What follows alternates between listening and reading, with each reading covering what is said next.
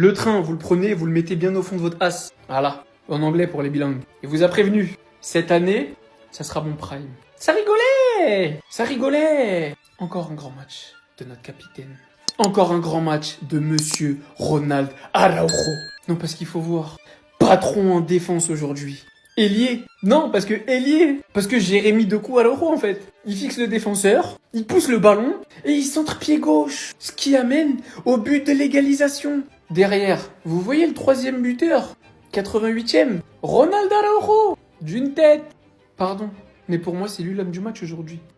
Très bon match d'Eric Garcia, hein. Mais il sauve des actions défensives. Il a montré à Solomon Rondon un petit peu de rugosité, hein. Un peu d'homme, un peu de testostérone, un peu de ce qui manque dans la défense du Barça. Voilà ce qu'il peut nous apporter. Quand je vous disais que ce mec-là, dans le jeu aérien, quand je vous disais ce mec-là, face à des attaquants rugueux, quand je vous disais que ce mec-là, il est juste dans un système qu'il met pas en valeur et il revenait juste de blessure, il lui fallait le temps de s'adapter. Aujourd'hui, il se fait plus avoir par piège du hors-jeu et c'est lui qui réussit à avoir les attaquants adverses durs sur l'homme, très bon défensivement.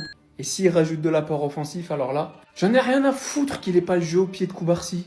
Tant que ça reste un mur, moi, je le répète, je serai toujours derrière toi, mon capitaine. Voilà, je serre bien les dents.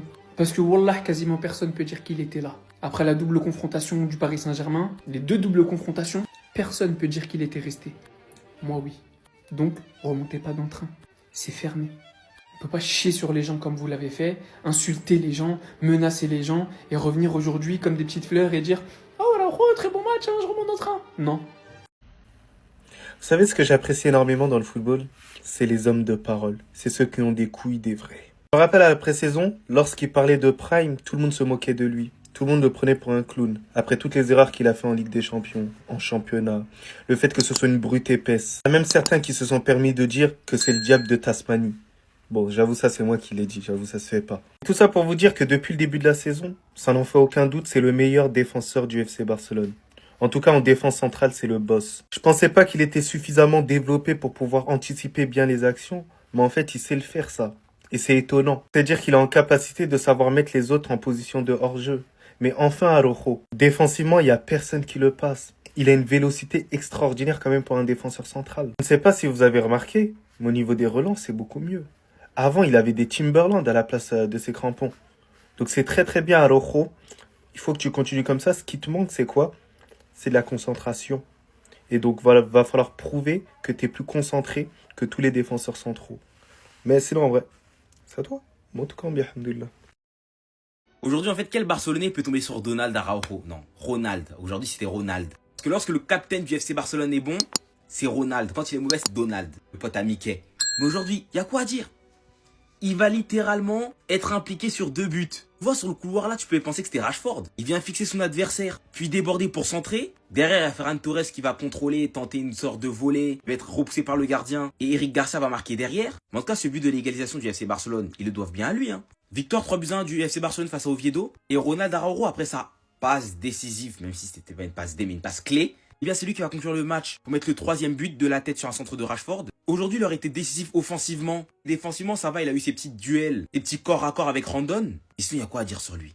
Il n'y a pas à critiquer. Aujourd'hui, il a été bon. Le FC Barcelone, hein, qui était mené à la mi-temps sur une erreur de Joan Garcia. Ça arrive pas souvent. Et là, j'avoue, aujourd'hui, il s'est inventé. Il est monté super haut sur le terrain pour tenter une passe sur Casado qui va louper. Et derrière, il paye sa cache. Il est pas dans les cages. Le joueur, il tire, but. Barça qui était donc mené à la pause. Et en deuxième mi-temps, Hansi Flick va faire 2 changements qui vont littéralement changer le match. La rentrée de Frenkie de Jong et celle de Robert Lewandowski. Et ce sera vraiment coaching gagnant parce que De Jong, sur ce match, sur son entrée, il va offrir une galette sur la tête de Robert, qui va remporter son duel aérien face à Eric Bailly, qui faisait déjà un très bon match. Eric Bailly, Santi Cazorla, Rondon. Oviedo, c'est quoi leur équipe? Ils ont fait leur recrutement sur FIFA 17 ou quoi? Tu vois, il y a des Eric Bailly, mais il a été bon en plus, hein. Tu vois, il y a des Santi Cazorla, tu vois qu'il y a des Rondon. Ça, c'est un mercato que j'aurais pu faire sur FIFA 17, mais là, c'est 8 ans plus tard. Ça m'a fait plaisir de les voir. La tête de Lewandowski qui va finir du coup en barre rentrante pour le 2-1 du FC Barcelone. Comme j'ai dit précédemment, Araujo va conclure le match. Jules Koundé va rentrer en jeu, encore une fois, avec son maillot dans le short. Mais je sais pas, aujourd'hui, l'effet visuel donnait l'impression qu'il portait un jogging high-tech.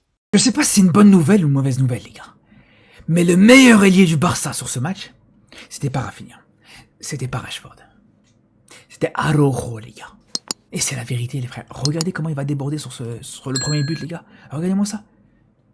la passe en retrait, mais il y a tout qui est magnifique, les gars. Après, voilà, le but, c'est encore autre chose.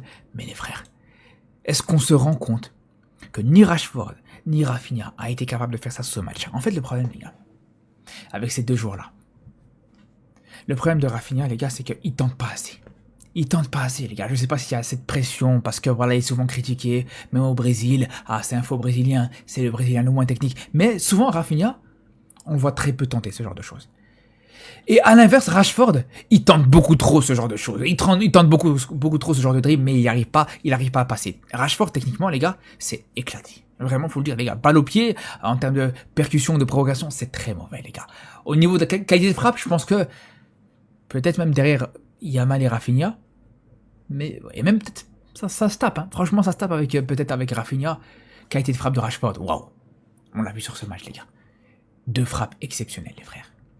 En plus, des frappes, qualité de frappe différentes, dans des styles totalement différents.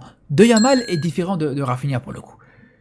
Mais Rashford, les frères, qualité de percussion, qualité de dribble, c'est là où il faudra revoir, les gars, vraiment.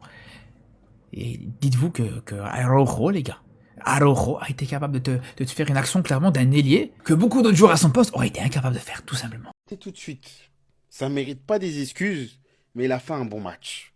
Il faut le dire quand il fait des bons matchs. Ronaldo, aujourd'hui, son match, il a été très convaincant. Auteur d'un but sur coup de pied arrêté. Pour une fois que ta grande taille, elle te sert à quelque chose. Il est impliqué sur le but d'Eric Garcia parce que c'est lui qui est percutant sur le couloir gauche et qui fait ce centre sur Ferran Torres. Et Garcia aussi, il faut en parler. Il me fait tellement penser à Inigo Martinez dans le caractère. C'est pas le même style, mais... ce mec-là, c'est trop comment il est fort. Auteur d'un but, un renard des surfaces, je sais pas ce qu'il faisait là-bas. Auteur aussi d'un très gros sauvetage en première mi-temps parce que les joueurs d'Oviedo, à un moment donné, ils ont eu une occasion de but, mais heureusement qu'il était là. Au niveau des tops défensivement, c'est Araujo et Eric Garcia. Maintenant, je veux mettre la pression à personne, mais Gérard Martin, le match qu'il fait aujourd'hui, il est pas bon. Techniquement, aujourd'hui, il perd énormément de ballons. Offensivement, il s'est fait allumer sur son couloir. Les joueurs d'Oviedo, à chaque fois qu'ils arrivaient à avoir une occasion de but, c'est parce qu'ils passaient par son côté. Des ailiers percutants, tu vas en avoir, et ce sera pas du niveau d'aujourd'hui. Hein. Ils sont largement plus forts. Hein. Donc bon, Gérard, on veut pas te mettre la pression, mais on s'inquiète, on a peur. Mon capitaine est de retour. Ronald Araujo, mon capitaine. Comme je vous avais dit, je mets des pépés à Araujo, vous me traitez de suceur. Vous dites que je connais rien au football. Aujourd'hui, Araujo, c'est un but, une passe D, et hormis ça défensivement, rock, solide. Déjà, regardez la passe D qu'il fait. Il est en position 9, ailier. Il fixe le défenseur.